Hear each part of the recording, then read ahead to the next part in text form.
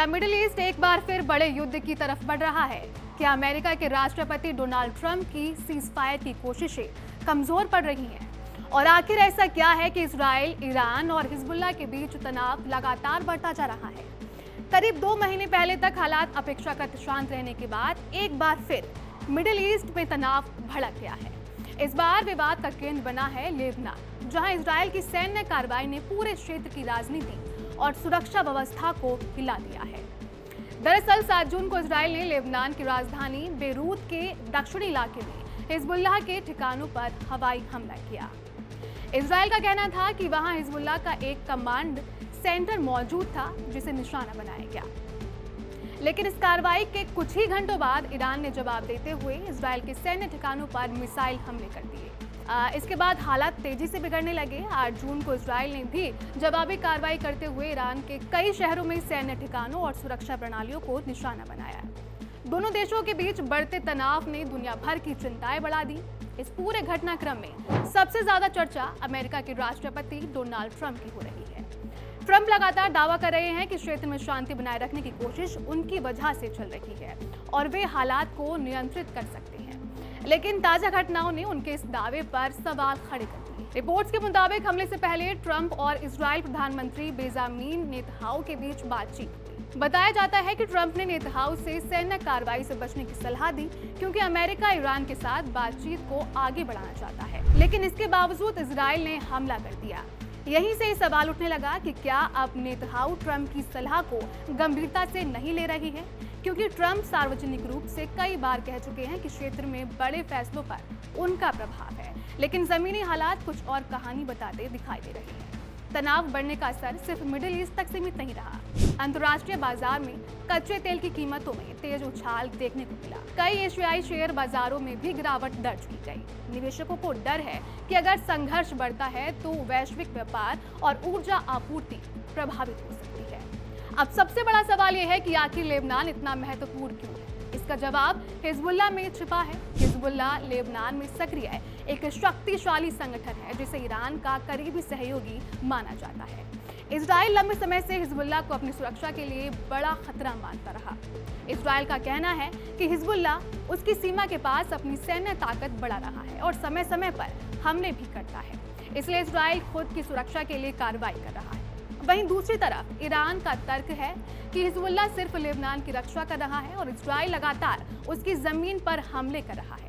इसी वजह से ईरान हिजबुल्लाह का समर्थन करता है। पिछले कुछ महीनों में इजराइल ने लेबनान के अंदर अपने सैन्य अभियान का दायरा काफी बढ़ा दिया है। इजरायली सेना दक्षिणी लेबनान में कई राजनीतिक इलाकों तक पहुंच चुकी है। सबसे ज्यादा चर्चा उस समय हुई जब इजराइल सेना ने ऐतिहासिक ब्यूरो फोर्ट किले पर दोबारा नियंत्रित स्थापित कर लिया। ये किला रणनीतिक रूप से बेहद महत्वपूर्ण माना जाता है, क्योंकि यहाँ के आसपास के बड़े इलाकों पर नजर रखी जा सकती है।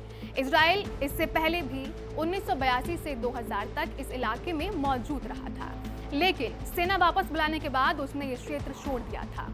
अब करीब 2.5 दशक बाद इजरायली सैनिक फिर उस इलाके में दिखाई दे रहे हैं। यही वजह है कि कई विशेषज्ञ मानते हैं कि इजराइल सिर्फ समिति सैन्य कार्रवाई नहीं बल्कि लंबे समय की रणनीति पर काम कर रहा है। दूसरी तरफ ईरान को डर है कि अगर इजराइल लेबनान में अपनी पकड़ मजबूत कर लेता है तो हिजबुल्लाह कमजोर हो जाएगा, और अगर हिजबुल्लाह कमजोर हुआ तो ईरान का क्षेत्रीय प्रभाव भी कम हो सकता है। यही कारण है कि जब भी हिजबुल्लाह पर दबाव बढ़ता है, ईरान की प्रतिक्रिया भी देखने को मिलती है। इस पूरे मामले में एक और महत्वपूर्ण पहलू है। लेबनान खुद भी राजनीतिक और आर्थिक संकट से गुजर रहा है। लेबनान में एक आधिकारिक सरकार है, राष्ट्रपति है, प्रधानमंत्री है और सेना भी है, लेकिन दूसरी तरफ हिजबुल्लाह का भी बड़ा प्रभाव है। खासकर शिया बहुल इलाकों में हिजबुल्लाह की पकड़ काफी मजबूत मानी जाती है। हिजबुल्लाह सिर्फ एक सैन्य संगठन नहीं है, वे कई इलाकों में स्कूल, अस्पताल और सामाजिक सेवाएं भी चलाता है। इसी वजह से बड़ी संख्या में लोग उस पर भरोसा करते हैं। हालांकि लेबनान के अंदर ऐसे लोग भी हैं जो मानते हैं कि हिजबुल्लाह की वजह से पूरा देश बार बार युद्ध की चपेट में आ जाता है। लेबनान की सरकार भी एक मुश्किल स्थिति में फंसी हुई है। एक तरफ अंतर्राष्ट्रीय दबाव है कि हिजबुल्लाह को कमजोर किया जाए, दूसरी तरफ अगर सरकार बहुत सख्ती करती है तो देश में गृह युद्ध जैसी स्थिति पैदा हो सकती है। इसी बीच अमेरिका लगातार मध्यस्थता की कोशिश कर रहा है।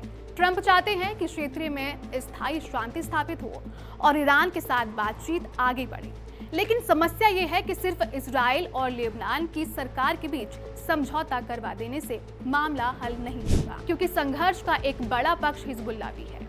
विशेषज्ञों का मानना है कि जब तक इजराइल और हिजबुल्लाह के बीच किसी तरह की ठोस व्यवस्था नहीं बनती, तब तक क्षेत्र में स्थायी शांति संभव नहीं है। कुछ विशेषज्ञों का ये भी मानना है कि ईरान अब पहले की तुलना में ज्यादा आक्रामक रणनीति अपना रहा है। उसका संदेश साफ है कि अगर उसके सहयोगी संगठनों पर बड़ा हमला होगा तो ये सीधे प्रतिक्रिया देगा। यमन में सक्रिय हूती विद्रोह ने भी इजराइल से जुड़े जहाजों के खिलाफ चेतावनी दी है। इससे लाल सागर के व्यापारिक मार्ग पर भी असर पड़ सकता है, जो दुनिया के सबसे महत्वपूर्ण समुद्री व्यापार मार्गों में से एक है। यानी ये संघर्ष सिर्फ इजराइल और ईरान तक सीमित नहीं है, इसके असर पूरे क्षेत्र में महसूस किए जा रहे हैं। इस बीच ट्रंप ने दोनों देशों में संयम बरतने और सीजफायर बनाए रखने की अपील की है। हालांकि जमीन पर हालात अभी भी नाजुक बने हुए हैं। विशेषज्ञों का मानना है कि आने वाले कुछ हफ्ते बेहद महत्वपूर्ण होंगे।